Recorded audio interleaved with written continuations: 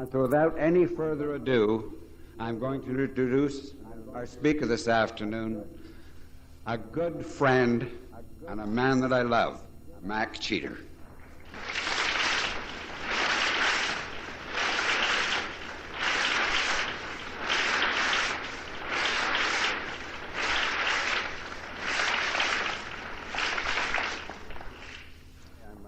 Hi, everybody. I'm Mac Cheater. I'm an alcoholic.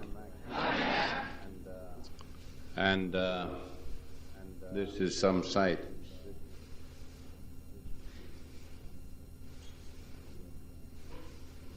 It's hard to believe that all of you people could get into so much trouble when you're so young. You're fast learners.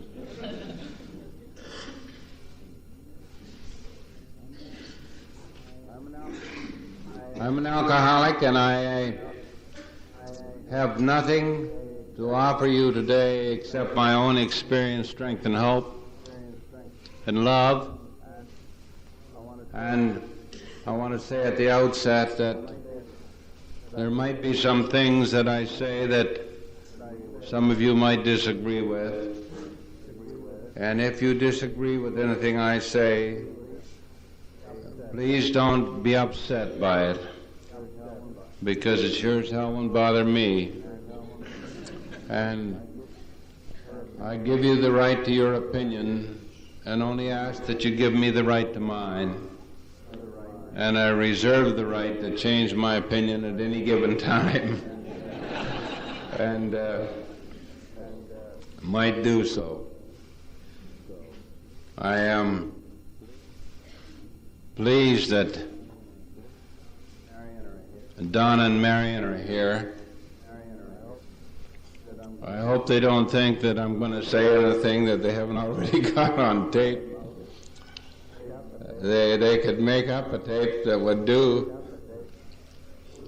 But there are two people who I believe are some of the unsung heroes in Alcoholics Anonymous.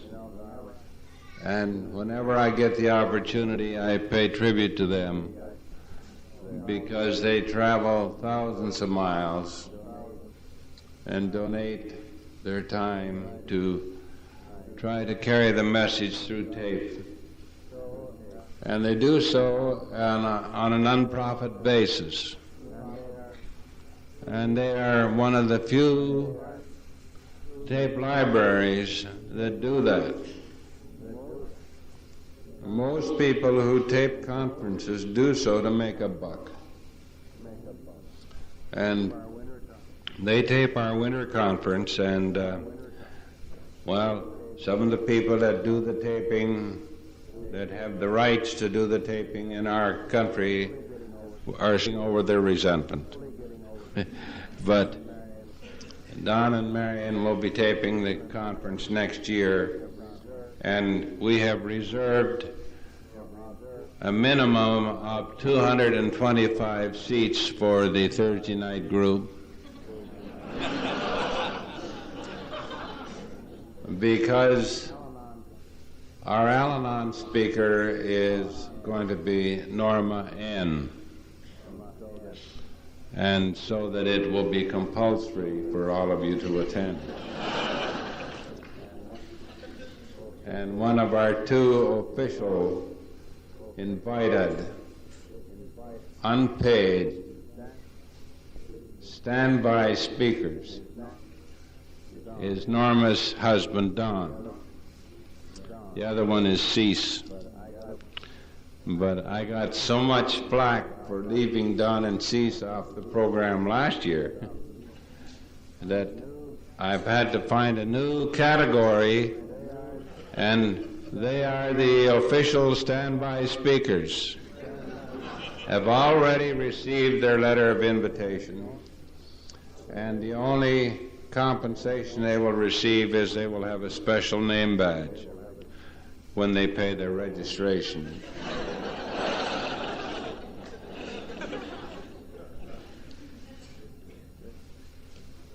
This Thursday night group is famous and rightly so, for the number of young people and for the enthusiasm and for everything you do. You just do everything right. And I really believe that if you haven't experienced a function put on by the Thursday night group in Moorhead, you really haven't been in Alcoholics Anonymous. This, everything from your deal in the wintertime that I've participated in and your conference in August, is it August this year? And your regular open meetings, everything you do is just a thrill to be part of. And I want to thank the previous speakers. I want to thank those who received their birthday cakes and participated. And I want to thank my son-in-law, who I am going to brag a little bit about. And as time goes on, I will brag more. I couldn't think of a better place for him to start than here.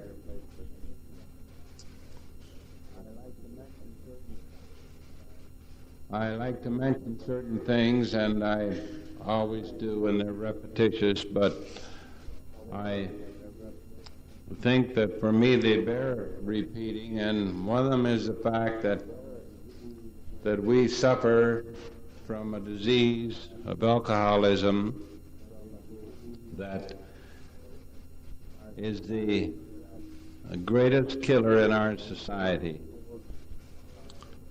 That more people will die from alcoholism in the next 12 months in Moorhead than any other single illness.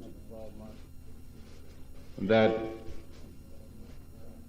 people who are involved in our government and political structures and health care simply seem to ignore that fact or refuse to believe it.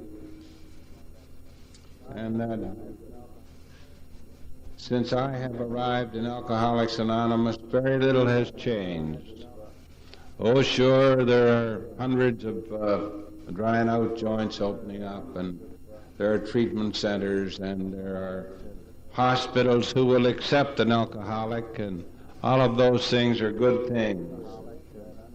But the truth of the matter is that unless you are directed eventually to Alcoholics Anonymous, you haven't got a prayer.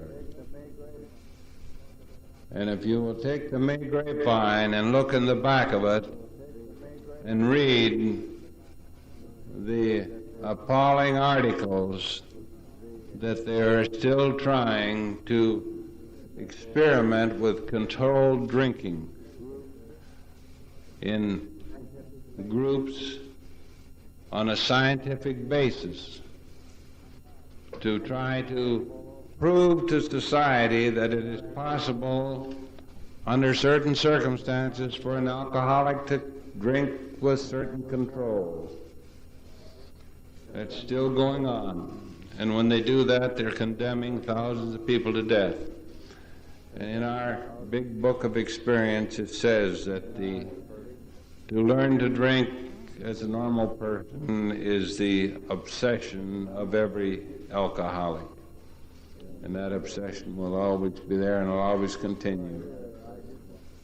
And those of us who are here, I just recently listened to a tape of one of our co-founders, Bill. And it was a tape that was made in 1962, I believe, where he said there are at least 20 million alcoholics in our world. And we talk about 1 million who are sober in Alcoholics Anonymous. And I wonder where the rest of those people are. And I wonder how many more there are now than there were in 1962. And I know that it is by the grace of God that I stand here today. That there is no reason in the world that is a man-made reason why I should be given sobriety and the privilege of being here when those millions of people out there are still suffering and still dying from this fatal malady. And so I am truly grateful to be here.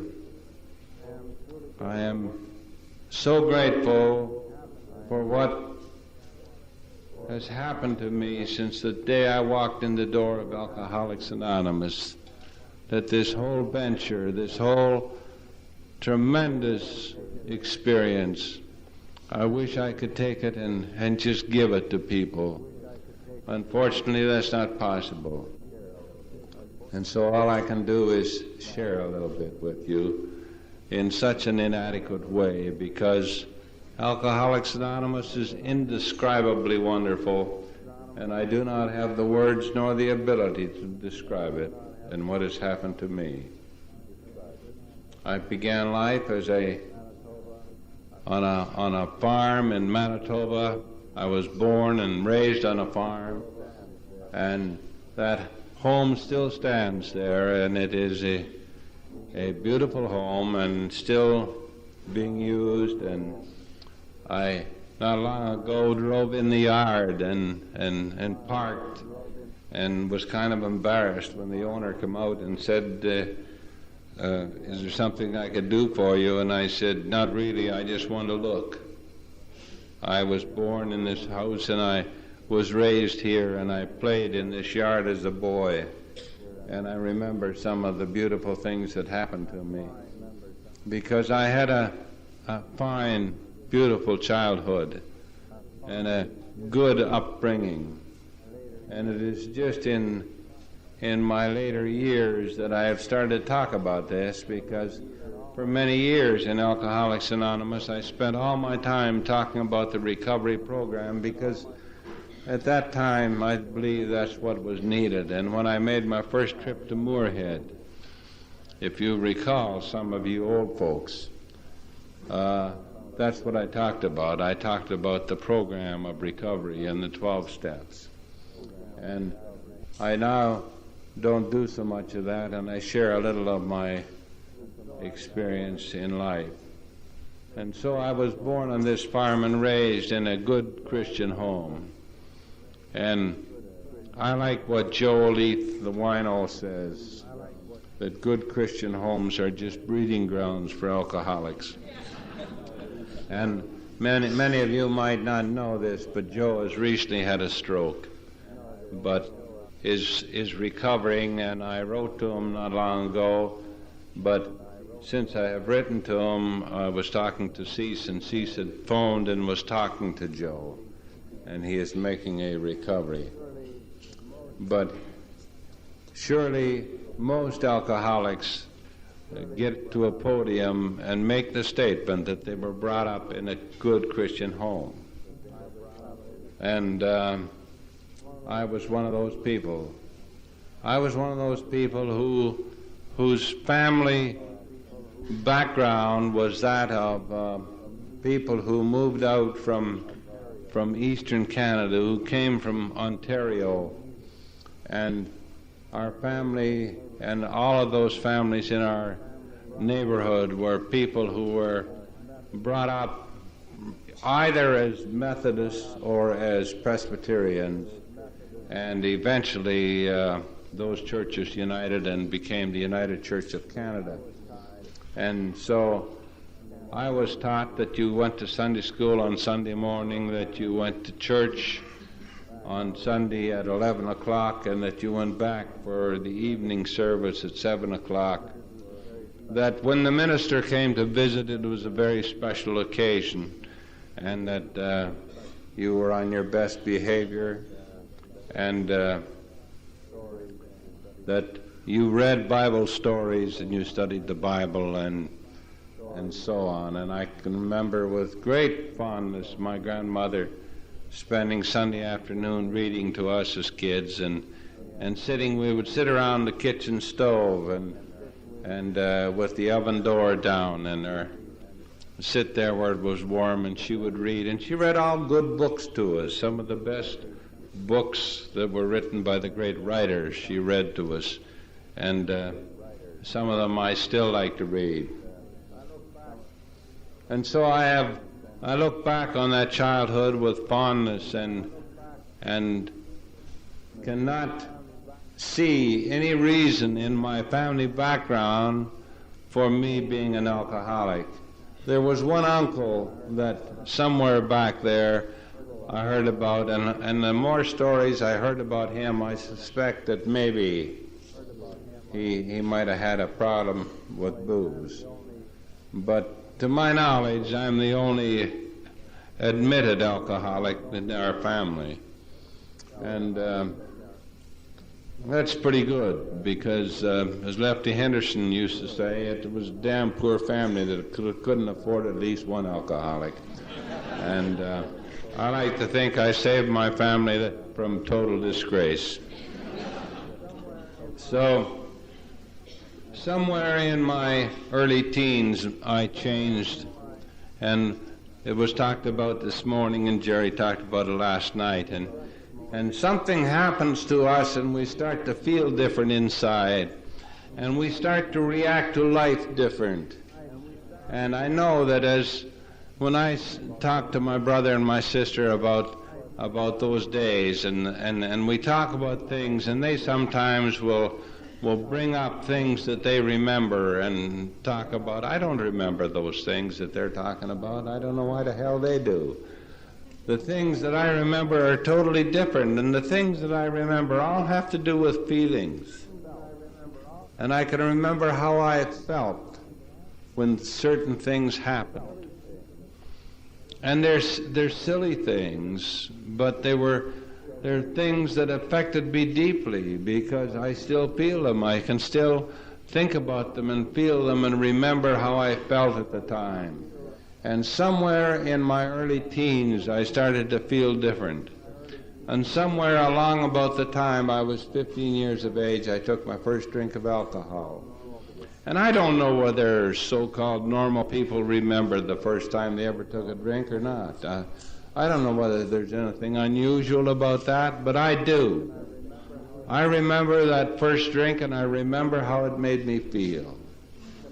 And I remember it made me feel in such a way that I wanted to feel that way again as often as I could. And for many years, alcohol did for me what I wanted it to do. And I had no problem with alcohol for a long time, in this sense that alcohol did what it was supposed to do. Even to the point when I got when I reached the point that people were disturbed about the amount of booze I was drinking, I didn't have a problem with it. It only became a problem to me when it stopped doing what it was supposed to do, and that I could no longer either drink enough or drink it at the right speed or drink the right kind or whatever. I could no longer get that feeling again. And then it became a problem. I graduated from high school about the time the war started, and I went into the services, and I always get a little annoyed when I hear people talk about the fact that because it was the end of the Depression, or the Depression ended when the war got going, that many people entered the Army because they were looking for a job, and that was not true in my case. My family were not wealthy, but neither were we poor. I guess we would be considered fairly affluent at that time. And I can remember, we never at any time were we without several automobiles, or never were we without running water or electricity. I never recall anybody needing something that they couldn't get, and so we lived fairly well, I guess better than a lot of people did. And so I was filled with a feeling of patriotism and great loyalty to our country, and I went into the Army as a patriotic young man, and so did all of my school chums. And many of them didn't come back. I was one of the fortunate ones that did. I spent a little over 5 years in the services. I was discharged with an honorable discharge, and I was discharged with my commission, and I became a captain in the Royal Canadian Artillery and had a good military record. And as a matter of fact, I just recently put some of those documents away in our safety deposit box, so that when I am no longer here, that will at least be on the record.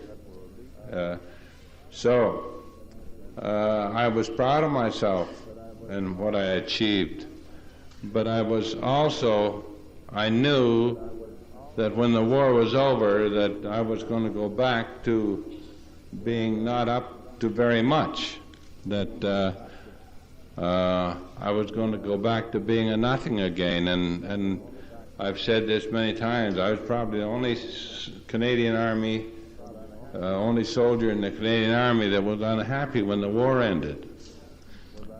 Because I really didn't want it to end, because I was going to go back home and be a nothing.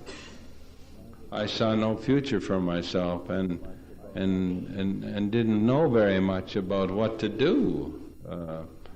And so I was a long time getting home. For some reason or another, I kept missing the boat, and that's a fairly normal expression, missing the boat. Well, I missed the boat, and I mean I missed the boat, the one that sailed. I just kept getting back to camp at the wrong time. I'd get back and they'd say, well, that draft left 2 days ago. And I finally sailed into New York Harbor on the Queen Elizabeth in February. My trunk and the telegram that the War Department had sent to my folks saying I was arriving home had arrived in November. And but I didn't get there. And I got home in February, and I can still remember that sign that was out on the front of our home saying, "Welcome home, son," and it was certainly faded. But the warm welcome wasn't, and I came back to all the love and the warmth of a family that you could possibly have, and they wanted me to put the past behind me and forget about the war years and get on with the business of living. I had enough credits and the opportunity to go to university for as long as I wanted. I could have gone to university and taken any course I wanted to take, and so that after I got in the later stages of my drinking, I used to think I was very resentful that I did not have a university degree, and I used to blame my family for that. But the truth of the matter was that it was the only reason I didn't have one is because I didn't go to university. I could have gone as long as I wanted to. And but I came back, and the first 6 months I was in Canada, I realized that if I stayed at home, there was just nothing but disaster waiting to happen.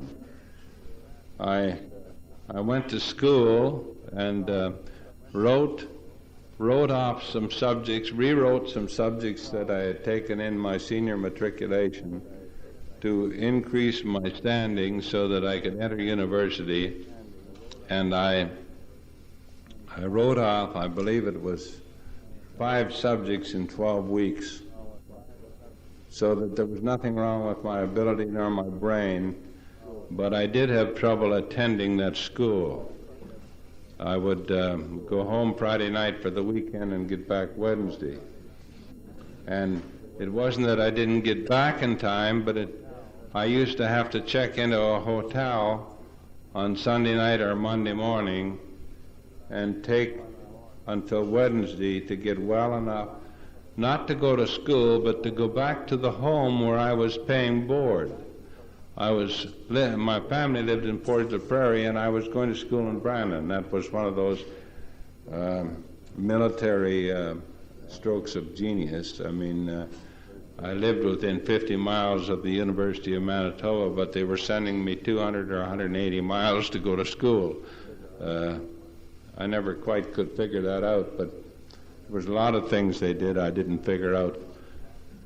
And so I had to board, and these people where I was boarding were nice people, and I didn't want them to see me in the shape I was in. So I would check into the finest hotel in town. It was the Princess Elizabeth. It was a nice hotel, and I would sober up there, and I would get back Wednesday, and they would be so glad to see me and so nice to me, and I'd leave again Friday night. And of course they were making nothing but money on my board because I paid by the week. And so it wasn't long until I realized that this was not going to work. So as soon as possible, I wrote off all of my subjects and then got a job. My grandfather took seriously ill, and all of the family were called home. And one of the people that were involved in our family was a doctor who was a psychiatrist, who happened to be the man who took the first big book to Winnipeg.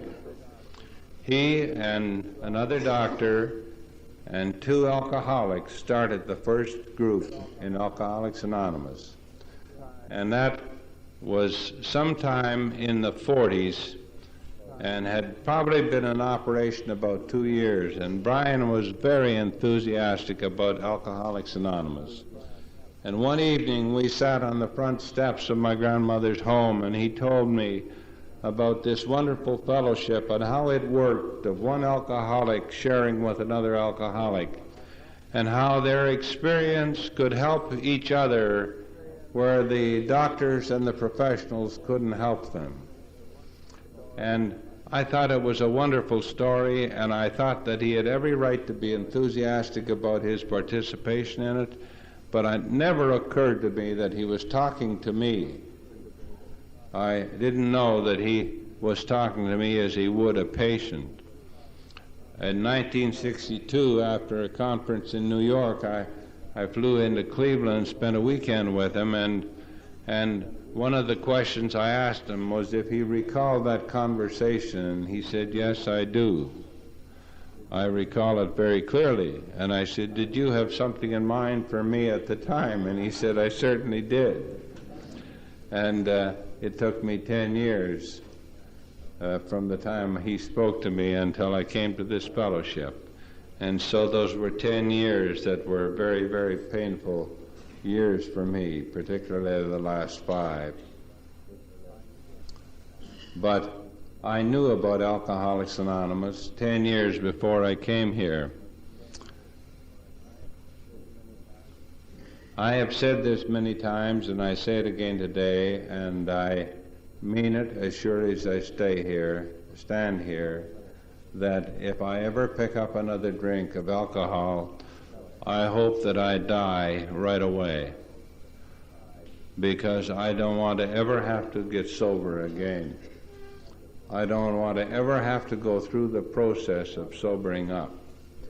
Getting drunk is a piece of cake. Getting sober is terrible.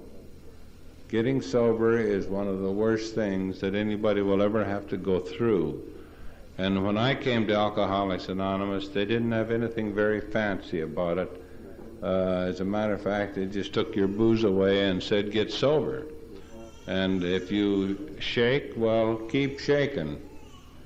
And if you sweat, keep sweating. And if you're throwing up, just keep throwing up. And sooner or later, you will get sober. And I was treated with all the kindness and consideration that a person could possibly have, because but there were no fancy deals then, and there was no treatment centers, and there were no hospitals that would accept you, and there were there was nothing in the way of medication that you were given. I am grateful for that in this sense, that I never took another drink. And I am sure that in the early days I stayed sober just because of the fact that I didn't want to ever have to get sober again. I mean, I just had that sort of a terror, and I found out that the doctor that was looking after me suspected that I was walking around with the DTs for some time. I was not in the best of health. I was employed by a mistake. I had been unemployed for most of the last year, but on a drunk I got a job. And I didn't remember applying for the job. And when this fellow came to me and told me that he had arranged for this interview, I didn't know what he was talking about. He came to me and said, "Art will be here. He's driving up from Regina to talk to you tomorrow." And I said to him, "Well, who the hell is Art?" And he said, "Don't you remember our conversation yesterday?" And I said, "No, I don't." And he said, "Well, you told me that you were willing to take..." This guy was getting transferred, and his job had come open, and he was an old buddy of mine. As a matter of fact, we had been in the same unit overseas, although we didn't know each other. But we had discovered that piece of information one night in the middle of a poker game when we were both drinking. Another strange circumstance, somebody asked him about getting wounded. And so I asked him what unit he was with. And he told me, and I said, "Where were you when you got wounded?" And he described the incident, and I said, "Hell, I saw you get hit." And that's the truth. I saw him get hit, and we became good friends. And as a matter of fact, he spent some of the time with me in my last drinking days, because when I did take this job, and I got the job because nobody bothered to investigate me because he recommended me. And I got the job, and I traveled with him to learn his territory. And one night, we were sharing a room in the Rosetown Hotel in Rosetown, Saskatchewan. And I was reading a delightful novel called I'll Cry Tomorrow. And at 4 o'clock in the morning, I was reading this book, and I had a bottle of rye that I was sucking on, and Charlie was sleeping in the next bed. And I woke him up. And I said, "Jesus, Charlie, can this gal ever drink?" And he said, "You're not doing such a bad job yourself, you silly bugger. Why don't you go to sleep?" And I realized that Charlie was a little annoyed with my drinking. And he told me afterwards that if he had known what he found out about in the 2 weeks we traveled together, he certainly would never have recommended me to take his place. But I did that job, and I still held it, and I held that job until after I got sober, and I resigned that job. I quit. I quit to take a better job, and that's another one of the miracles, because they were going to fire me and decided not to fire me until the end of the company year, and I got sober before the end of the company year and was able to do enough business in that short period of time to make them change their mind. Instead of getting fired, I got a small bonus and a new contract. So Alcoholics Anonymous paid off very rapidly for me in that department. I had come to know a gentleman that most of you know. His name is Cease. Cease and I drank together. And Cease had ambitions to be a railroader. And he used to wear railroad overalls and wear a railroad cap. And he didn't look as splendid as he does today. He didn't have any loud clothes. He just had ordinary railroad overalls. And he was always in trouble. And we sat many, many days together and talked to each other in the beer parlor and drank flat beer because we never had money to buy beer. We would have somebody else would buy around and leave, and we would keep it. And sometimes we would get a whole table full of beer, but it was half flat. It would be there, a draft beer would be sitting there for a long time before we get around to drink it.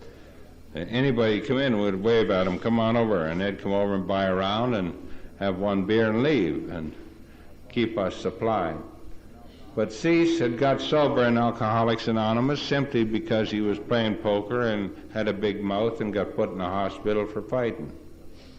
And some people get put in jail for fighting, but Cease gets put in the hospital for fighting because he always picked on somebody bigger than himself. And he got sober. And people started making a big deal about this guy that was sober. And I resented the hell out of that because they were always patting Cease on the back. And he started to dress better and look better, and he quit drinking in the beer parlor with me, but he used to come in occasionally, walk through, and I was sure he was spying on me. He'd go in, and I just knew he was going to go back and blab all over town that I was still drinking. And I used to change places.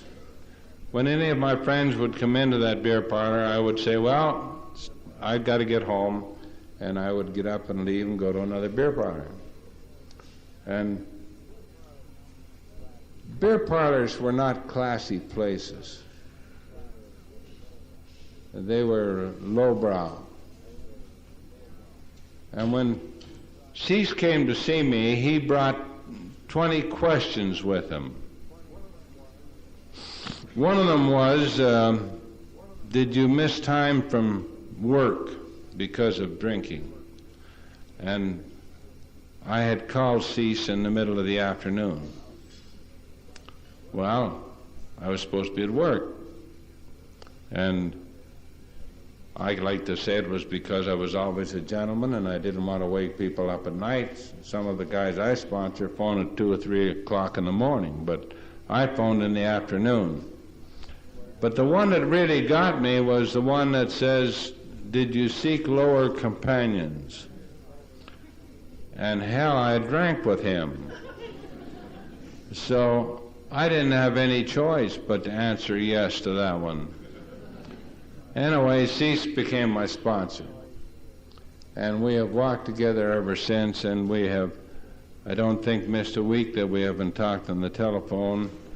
And we have shared these years and shared most of them with the old fella here in front. Because about 2 years after I got sober, he showed up. He'd been sober 100 years then, but the three of us happened to wind up serving on the board of trustees together, and how that could ever happen, if you figured the odds on that, they would be incredible, but it happened. Now, I know how I got there. I was elected because of my intelligence and ability. The reason they got there is because I bought all the votes for them the next year.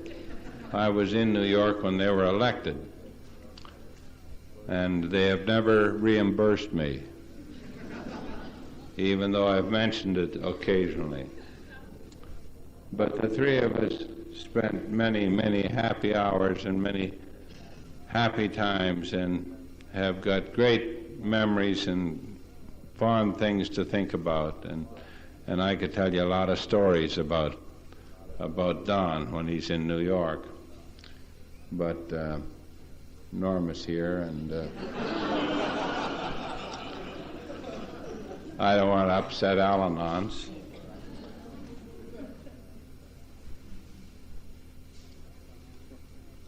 Alcoholics Anonymous offers the only recovery program there is in the world for the alcoholic. There are many places that you can go and be treated for alcoholism, but there is no place in the world that will offer a program of recovery, a program that will give you total recovery. And notice, I am not saying that you will be cured, but you can recover from alcoholism. Alcoholism can be conquered. Our book tells us that it can be conquered only by a spiritual experience. And that is not good news to most alcoholics. Most alcoholics do not arrive at Alcoholics Anonymous because they have a tremendous yearning to become spiritual. And most of us do not get here because we have a great relationship with the church. And most of us come here because we've got no other place to go. Nobody comes to Alcoholics Anonymous because they want to. We have never had a case of anybody getting here because they got up one morning and said, "Oh, what a glorious day it is, I think I'll go and join Alcoholics Anonymous." We have never had a case of somebody getting here that shouldn't be here. But we've had many people try to sneak out. And I belong to a group called the Golden Slippers. Now, there is a flower that grows in the eastern part of Manitoba that resembles the orchid. It is called a lady slipper. That has nothing to do with our group. Our group is called the Golden Slippers because we have people that come to Alcoholics Anonymous that don't believe everything they hear and see, and they go back and try it again. And some of them try it many times. And some of them try it so often that some groups get sick of them. And when they get sick of them, and they will no longer pay any attention to them, they come to our group. And we introduce them to the same program and tell them if they do the 12 steps that it'll work and they stay sober. It took a while, but we're spending a lot of money on birthday cakes, and it works. And our group is no different than any other group, but they think it is. So it's just a little bit of con. But the thing is that we tell them if they get drunk, just keep coming back. I want you to know that I've sponsored people that have had 23 years in Alcoholics Anonymous without 1 year's sobriety and have stayed sober because we sat them down and made them do the 12 steps.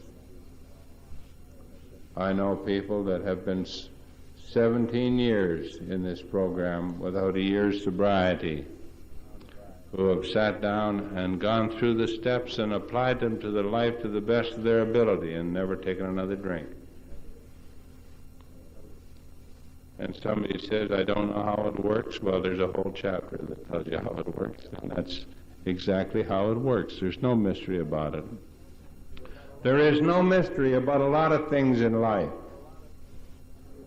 If you want to be financially successful, just make more than you spend. Simple. If you want to be successful, get a job and go to work. If you want to be sober, don't drink. And there is no other way to stay sober. I sponsored a gal one time that was 23 years of age, a very bright girl. She was taking religious studies at university. Now, anybody that's that young and intelligent and taking a course of that nature at university would require some special spiritual instruction. And I talked to her for 6 hours, and she didn't understand a damn thing I told her. Until finally, in absolute frustration, I said, "God damn it, Mary, if you want to stay sober, don't drink." And she said, "That makes sense." She said, "It's not something you do, it's something you don't do." One of the first things you have to do is to convince yourself that you are alcoholic. You have to concede to your innermost self that you're alcoholic. That's the first step in recovery. And there's a gal in this room today that I'm going to say this for, that if you're here and wondering if you're alcoholic or not, you're in the right place. Because the person that is not alcoholic is not wondering about it. The person that is not alcoholic, it never enters their mind that they might have a problem. It is only the alcoholic that wonders whether they're alcoholic or not. So if you're wondering whether you're alcoholic or not, you're in the right place. You are. And there's a gal here who I said that to at the first open meeting in Moorhead. And a year later I come back and she was celebrating her first birthday in Alcoholics Anonymous. And when she got her cake, she said she thanked me from the podium. And I had never seen her before. So I went up to her after the meeting and said, "What in the world did I say that affected you?" And she told me that's what I had said, that's what had rung the bell for her. So I try to remember to say that everywhere I go, because it made sense to me when I first heard it too. My wife is a social drinker. Last Saturday I described what she does to an ounce of rye.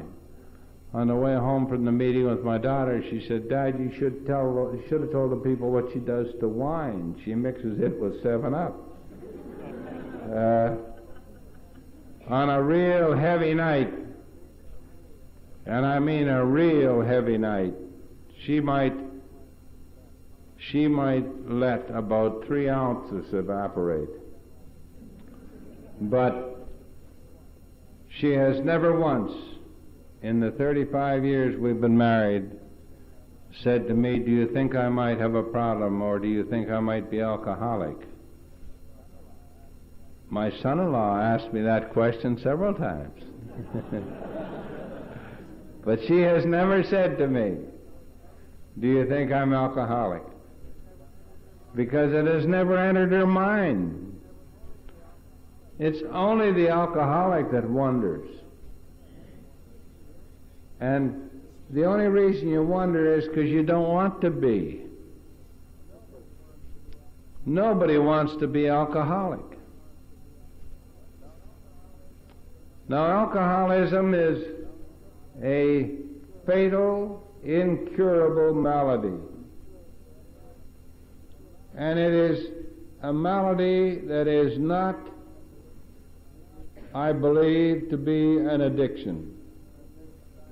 Now, there are many scientists and many doctors and many learned people that argue with me about that.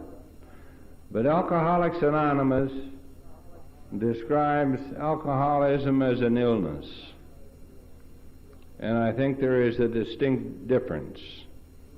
Those of you who are addicted to nicotine are not necessarily ill. You just happen to be addicted to nicotine. And if you try to separate yourself from that nicotine, your body will suffer because it has learned to accommodate and demand that nicotine. But my body did not accommodate or demand alcohol. As a matter of fact, it rejected it. And I like to tell the story about how when my wife was pregnant with our son, people used to say to her, "How do you feel?" And she would say, "I feel great, but Mac throws up every morning." Booze would not stay comfortably on my stomach. I used to throw it up. I got terribly sick. My body did not accept alcohol.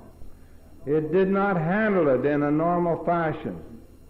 My body is allergic to alcohol, not addicted to alcohol.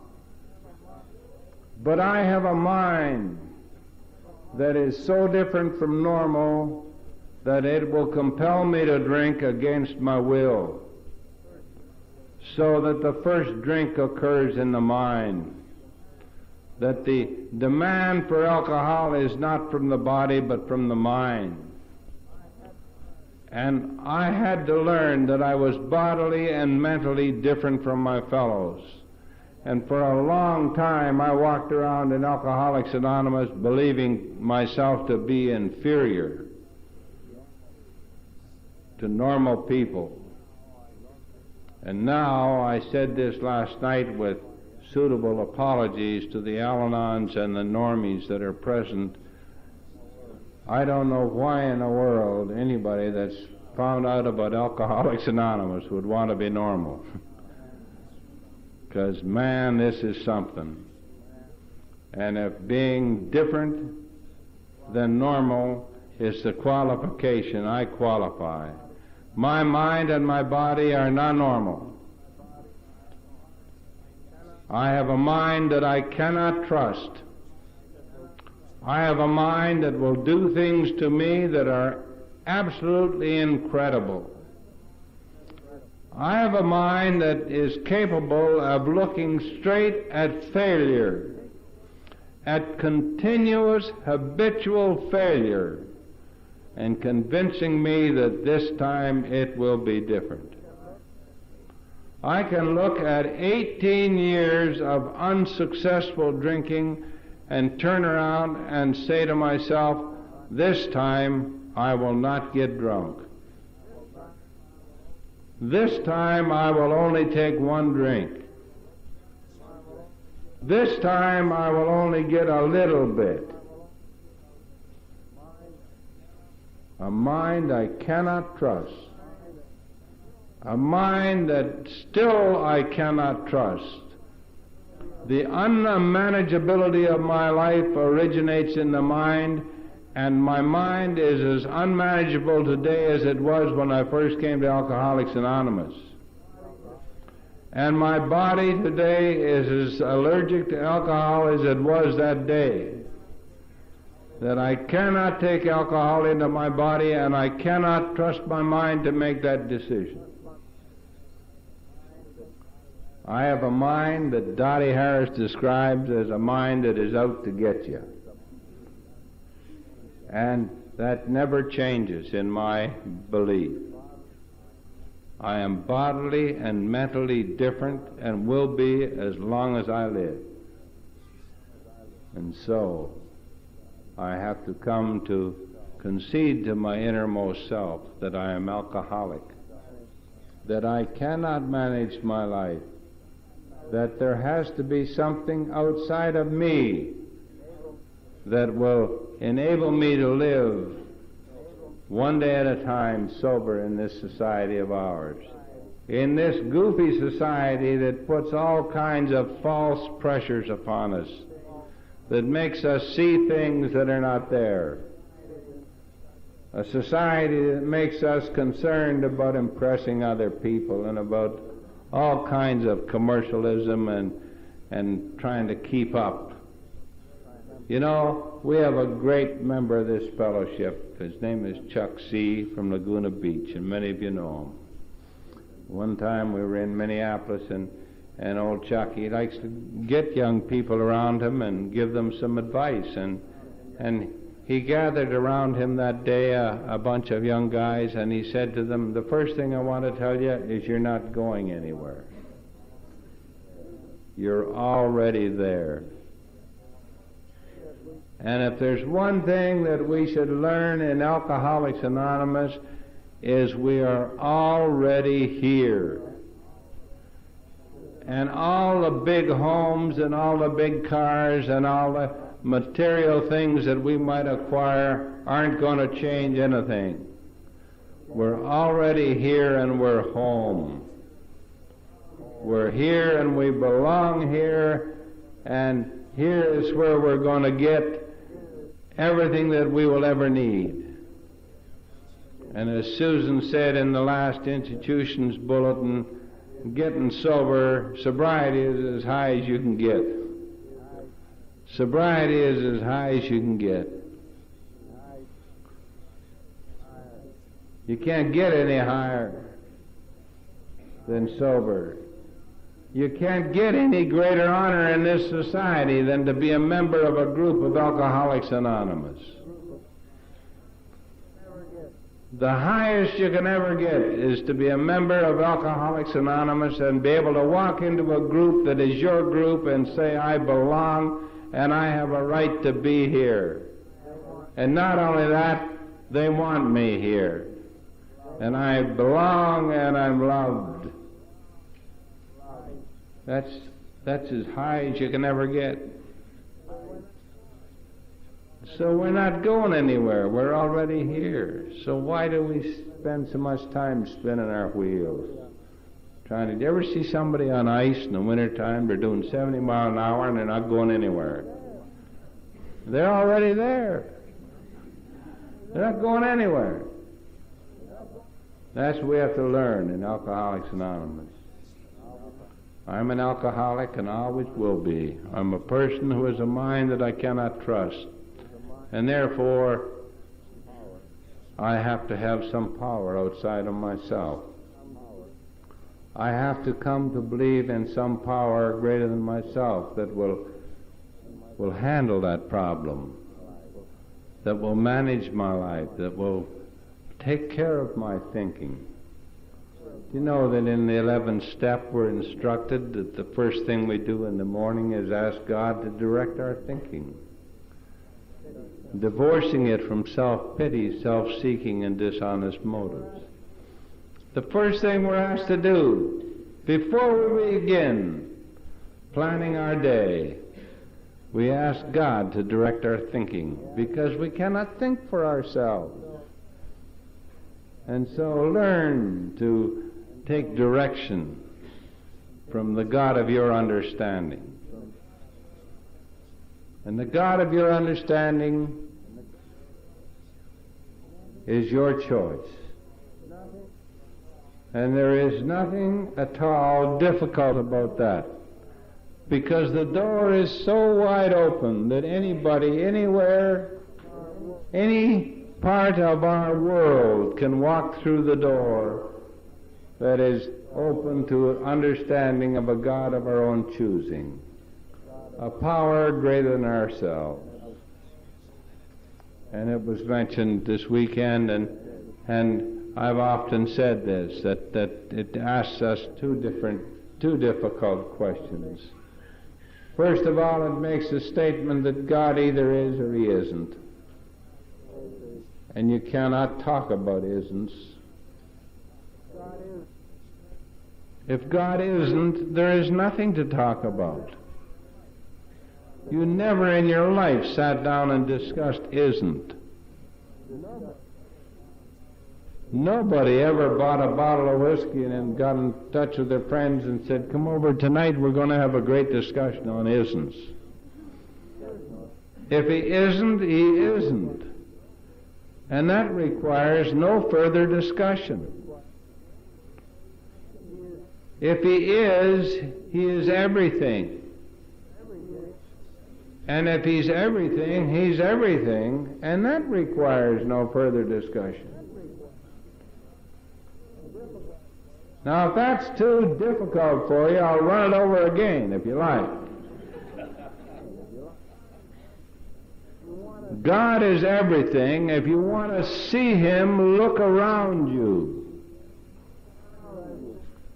Many times I've said, if you want to look at God, go and look in the eyes of a sober alcoholic. Go and look in the eyes of a child whose father and mother are in this program. Go and talk to the mothers and the grandmothers. You cannot deny it. It is something you cannot deny. The experience of sobriety is undeniable.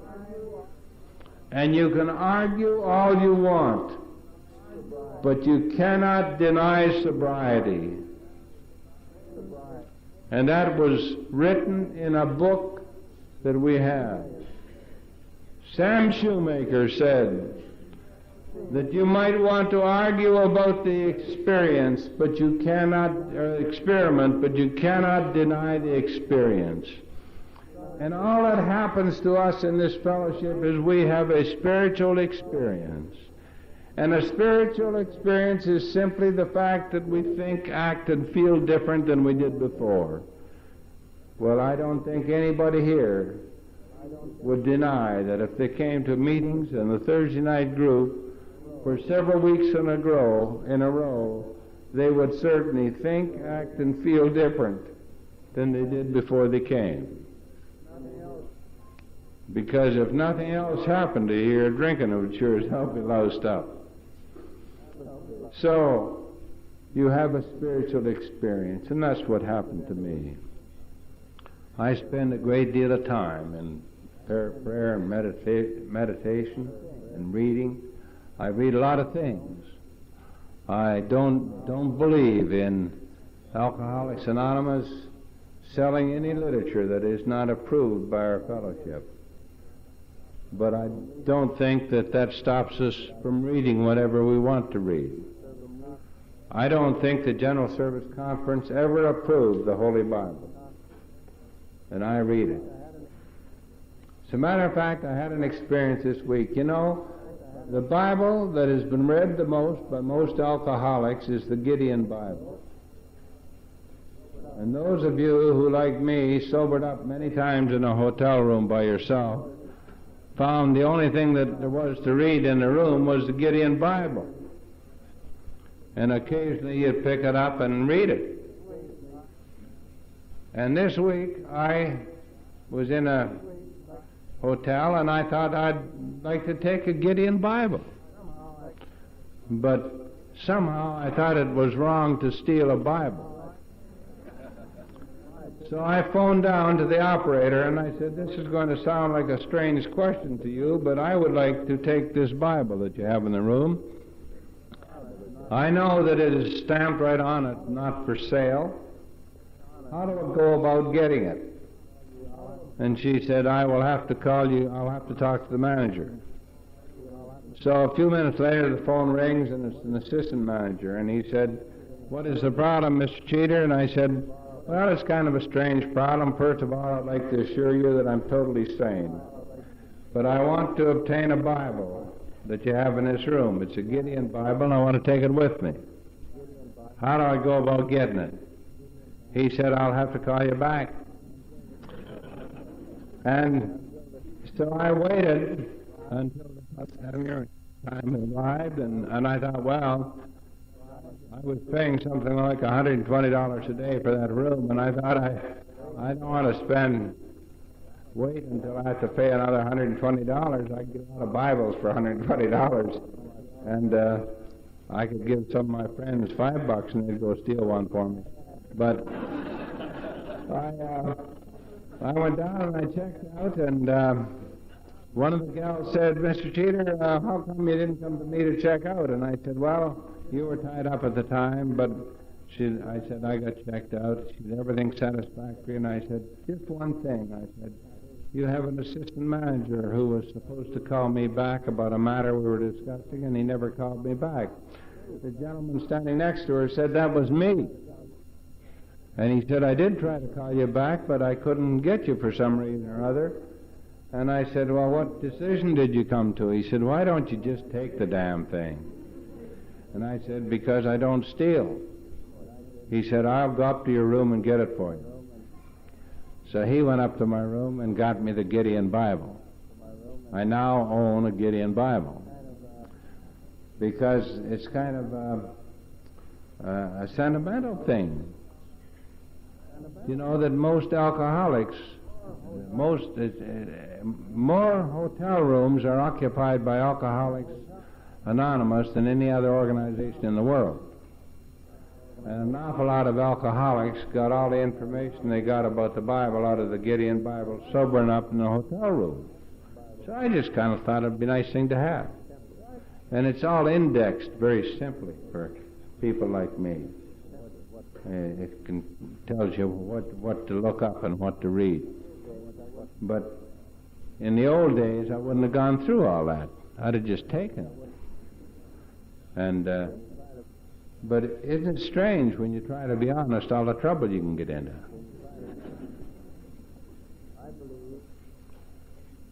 I believe in God. I believe in God not because I am religious, not because I am pious, not because I have any fear of what might happen when I die. I believe in God simply because I want to live.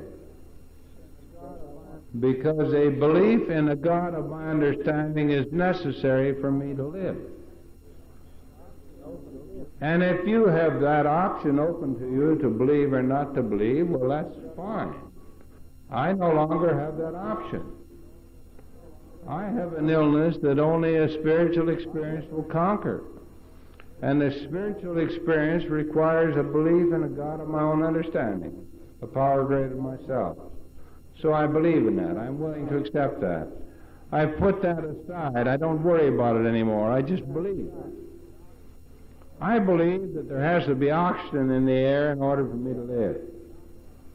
I didn't go around checking this room. I don't know whether, I didn't see anybody else checking it. We just assume that there's oxygen here. And we take it for granted. Well, I take it for granted that there's a God that will work for me.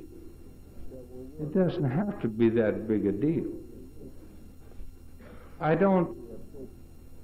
It doesn't have to be a big, complicated thing. But I have noticed certain things.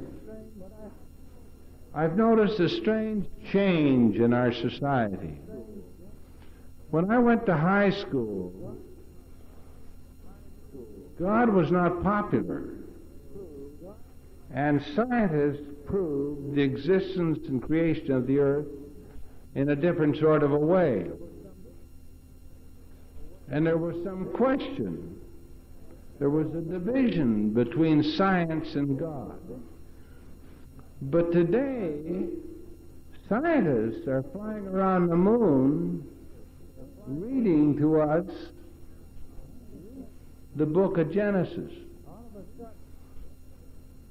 All of a sudden, they cannot explain creation. All of a sudden, they have found out that there is the possibility that there are 100 million galaxies. That just blows your mind. And so scientists are saying there has to be some other power. There has to be some power of creation. But it is not only alcoholics that have difficulty with this situation. Because a few years ago, when that famous front page came out on Time saying God is dead, that statement originated from the clergy. And we have a lot of people in the clergy that are members of Alcoholics Anonymous that have trouble getting this sorted out. So if you're having trouble, just pretend. Just act as though you believe. If you can't act, you shouldn't be here. You had to act to survive when you were drinking. The greatest actors in the world are in Alcoholics Anonymous. And so, if you act as though you believe and do the simple things you're asked to do, it'll work for you. And by the time you get to the point where you say, well, I've been acting for a long time, it'll all be taken care of. It'll all be taken care of. So all you have to do is pretend. All we have to do is act, to fantasize. And we all can do that. And so it works in that simple way. And it changes your life. It does not mean that your life is going to be free of trouble. It does not mean that you're going to have days when you're not up to your ears in difficulties. But it does mean that there is no time when you can't go into a room by yourself, even though you're in a crowded room. You can stand in the middle of a crowd and create in your mind a room of your own. And in that room you can kneel to your Father in prayer and ask for help, and it'll be given to you. And that can happen any time of the day, wherever you are. And it works. And there is no problem that you will ever be given in life, regardless of what it is, that you're not given the power to meet.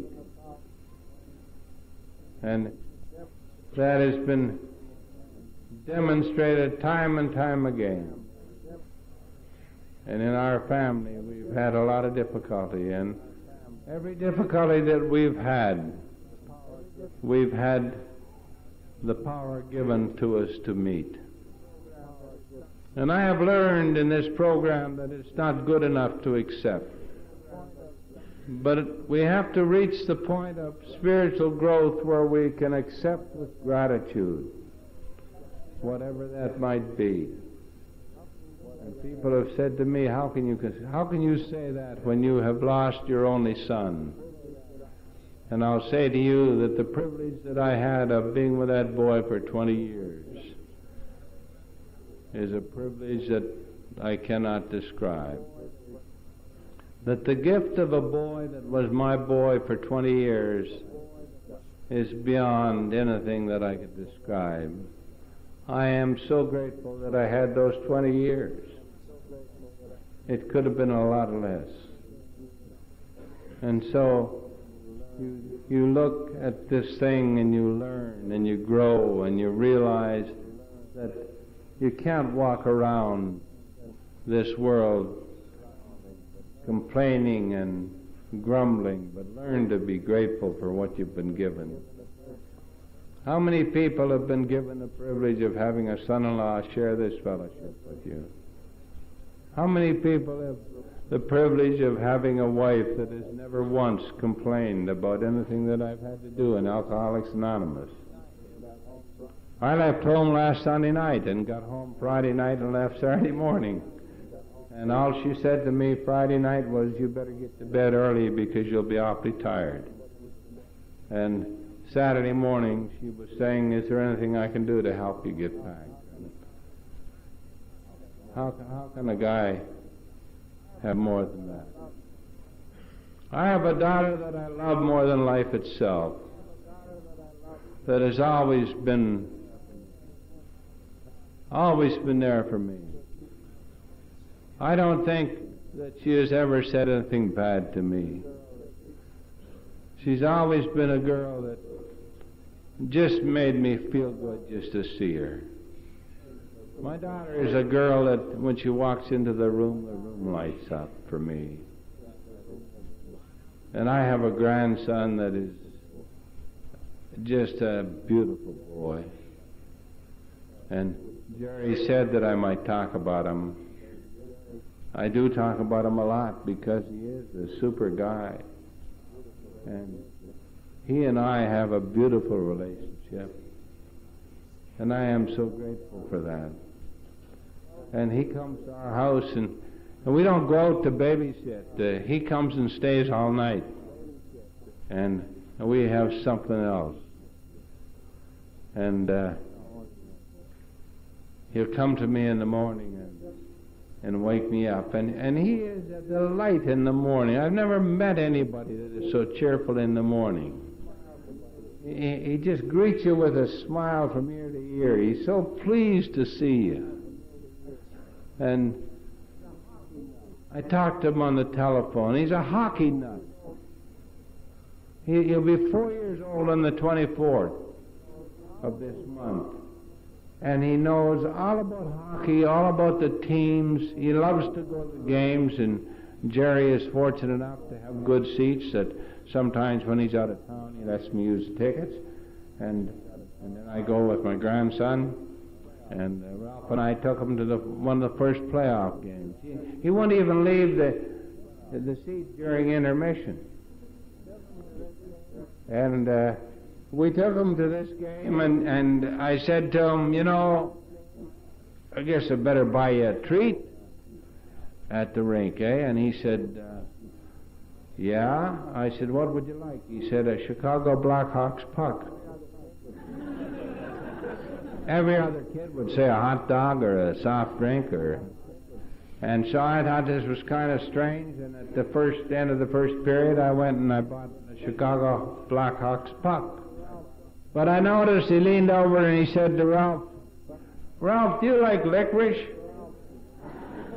Never asked him for any. He just wanted to know if Ralph liked it. Ralph said, yes, I do. He said, red licorice? And Ralph said, yeah. And he said, me too. So Ralph had to go and buy some red licorice. Ralph is his skating coach. Ralph no doubt would have been a National League hockey player had it not been for alcohol. He still is one of the finest skaters you'll ever see. And he coached a juvenile hockey team, and he has a team jacket that has coach on it, and Katie calls him the coach. And he likes to know if I've talked to the coach and what did the coach say about his skating, because Katie and Jerry are learning how to skate. And Ralph is almost like a member of our family. A few months ago, when I had a recurrence of cancer, my wife said to Ralph one night, Ralph, I want you to know that if I ever need to call on anybody outside of the family, the person I would call first would be you. What I'm talking about now is love, because that's what this fellowship is all about. We learn to love each other in Alcoholics Anonymous, and we learn to love man, and we learn to love life, and we learn to love God, and we learn to love everything that is living, every part of creation. And it just becomes such a beautiful thing. I was up at 6:30 this morning, and the sun wasn't shining, and a lot of people would say it was a beautiful morning. When I went out to run this morning, I could hear some birds singing, and I thought, how nice it is to share the morning with the birds. And I've had so many experiences of of this. And I was at a meeting not long ago. It was a prayer meeting put on by the Lieutenant Governor of our province, and they had brought in a little Catholic priest who was the speaker, and he told a story, and I told this story here before, but I'll repeat it. And it's the story of the great baseball hero, Babe Ruth. And many people have sports heroes. Ralph used to have one. It was Gordie Howe, number 9. And when Gordie Howe retired from hockey, I suggested to Ralph that maybe he should retire, but he's still playing hockey. But people had their sports heroes, and I know that many people in the United States had their great hero, Babe Ruth, and don't know that Babe Ruth didn't play out his last few years as a hero. Babe Ruth played baseball beyond his time, and he played ball when it got to the point where he couldn't hit anymore, and he was dropping balls. And one day he stood at home plate and struck out, and as he slunk off the field, the whole crowd stood up and booed. All except one little boy who ran out on the field, and he ran up to the great Babe, and he threw his arms around his leg because he couldn't reach any higher. And he, with tears running down his cheeks, he looked up and he said, "Babe, I love you." And the Babe reached down and he picked the little boy up and he said, "Little boy, I love you too." And that whole crowd was silent. And the love of that little boy for one man could silence a whole crowd of people. And that's the kind of love we have in Alcoholics Anonymous. And when I first ran into Ralph used to do some funny things, and people used to make fun of Ralph. And they used to hurt his people, didn't know that he was hurt. But I knew, because I know how he felt. He felt the same way I felt. And so Ralph and I became good friends, and I became his sponsor. That's quite a few years ago. And I've run into a few Ralphs in different places. Ralph used to have, he glommed on to that expression, "keep it simple." And he used to annoy people with this because, you know, if you said, "What time is it, Ralph?" he'd say, "Keep it simple." And people didn't think he was ever going to progress beyond that, but he did. And if you want to know something about his program sometime, go and talk to Ralph, because it's changed his life. I was down in North Carolina, and I met a guy, and the first time I met him, he come along, and he was kind of hostile. And as a matter of fact, he said to me, "I guess it's nice to be away from all that cold ice and snow that you have up there in Canada." And I said, "Well, when I left home yesterday, it was just as warm there as it is here." And he said, "I don't believe that." And he walked away. And the next morning, he come up to me and he said, "That was pretty dumb of me last night." He said, "I'm always doing things like that." He said, "I'm always saying the wrong thing. And I didn't mean to be that way." And I said, "Bill, don't let it bother you." And so Bill and I spent some time together that weekend. But I noticed him. He was always getting in trouble. Bill was the kind of a guy, he would pick up all the coffee cups, and everybody would scream at him, Bill, leave those cups alone. We're not finished our coffee yet." And he'd say to me, "Even when I try to do something right, it's wrong." I was going to spend Monday at that place because it was a holiday and I didn't have to be back. And everybody else was checking out on Sunday. It was a package deal, and they were out on Sunday. And so I went out on the patio and was laying down on a chaise lounge, going to enjoy some sun. And along somebody plops in the next chaise lounge, and I look over, and it's Bill. He said, "What are you going to do?" And I said, "Well, I'm going to lay here for a while, and then I'm going for a long walk on the beach."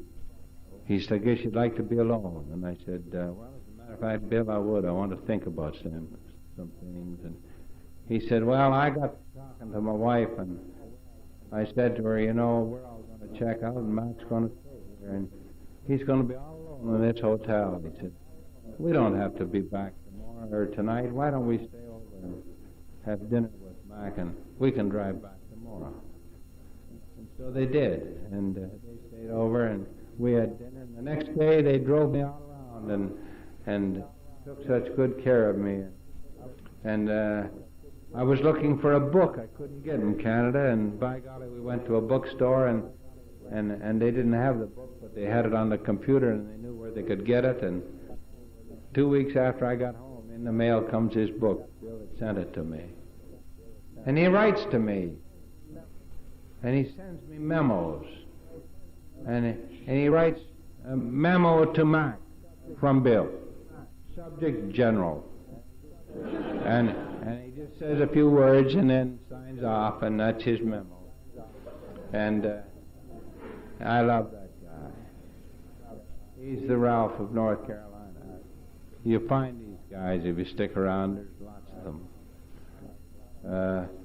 I was telling the guy last night about Minneapolis and about the Thursday night group, about Louis taking the group upstairs and how they all knelt in a room and said the prayer in the third step. And the guy said, well, if Louis told us to kneel and say the prayer in the third step, we'd do it. Because Louis looks like the kind of a guy that whatever he tells you to do, you do. And so there's these kind of guys around. And this guy in North Carolina, he's an arborist. He learned how to trim trees in a mental institution to pay for his treatment. And now he makes his living trimming trees. And he has a business card that tells you all the associations he belongs to. He's a professional arborist now. And on the back of his card he has a verse, and I want to close by just reading this verse to you because it means so much to me. It says, in youth, because I could not be a singer, I never even tried to write a song. I set no little trees along the roadside, for I knew their growth would take too long. But now, with wisdom that the years have brought me, I know it may be a blessed thing to plant a tree for someone else to water, or write a song for someone else to sing. Thank you very much.